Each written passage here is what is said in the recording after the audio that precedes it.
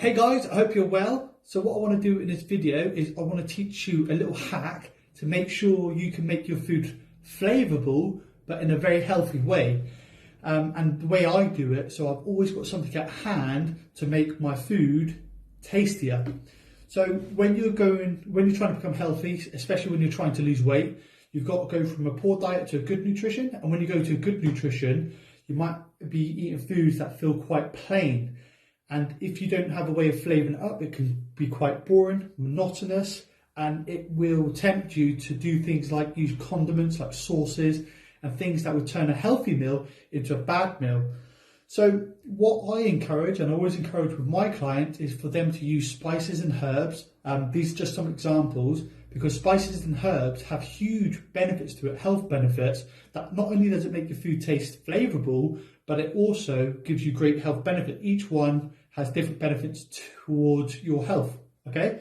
So instead of just getting some spice, like here we've got hot paprika, out and just chucking it on your food, you can create concoctions together that make them taste even nicer, and therefore you're using more spices.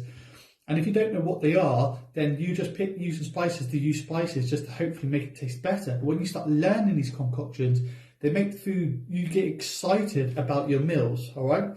So what I do is I have many different combinations that I use, but instead of just putting the combinations together and making my meal, I batch the combinations, I put them into a tub, I store the tub, I label the tub, and therefore I've always got a big mix of concoctions that I know is going to make my food taste nice, right? So what I'm going to do, I'm going to show you one concoction today and how I do it and how you can do it. It is self-explanatory, but sometimes you don't know, and it's a great little life hack. So this here, I like fajitas, maybe because I've got a bit of Mexican inside me, but I'm a fan of fajita taste. So what we got here is we got 4 different spices. You can do it differently. There's chili powder here, which you can add chili powder in, but I don't have chili powder. So what we've got today, we've got hot paprika, we have garlic granules, you can have garlic powder, that'd be fine. You've got coriander leaves, you could have ground coriander, but I've just got coriander leaves. And you have oregano, all right? So these are the 4 things that I need to create my fajita mix. And so what I do is I find what the concoction is, what the list and the method is. So for example, you need, for 1 serving, you need 2 tablespoons here of paprika. So if I get that, I pop it into my little tub, like so. As you can see, I'm no Jamie Oliver master chef, so I haven't got the presentation skills as they would, because this is new to me. You have 1 tablespoon of garlic, so I'll pop that in here, like so. You have half a tablespoon of coriander. You can have grounded, but I just got the leaves. And you got 1 tablespoon of oregano, okay? So now we've got 1 serving, as you can see, of fajitas, and then all we do is just mix it in together like so. Mix, give it a good old shake. You could probably shake it a lot more than this, but I'm just giving you a bit of an example. So shake. And then now we have a fajita mix that we just created, right? Now what you can do with this is, what I do is I get all my meat, not all my meat, but majority of my meat.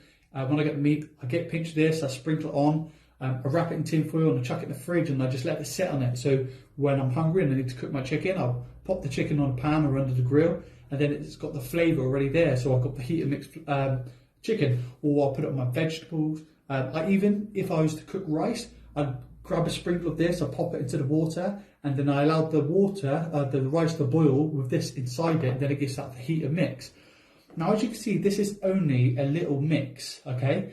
But what I do is I get the method and I amplify it. So I'll times it by 20, and I'll put 20 times what they tell me to do. So then I can create a huge batch of it.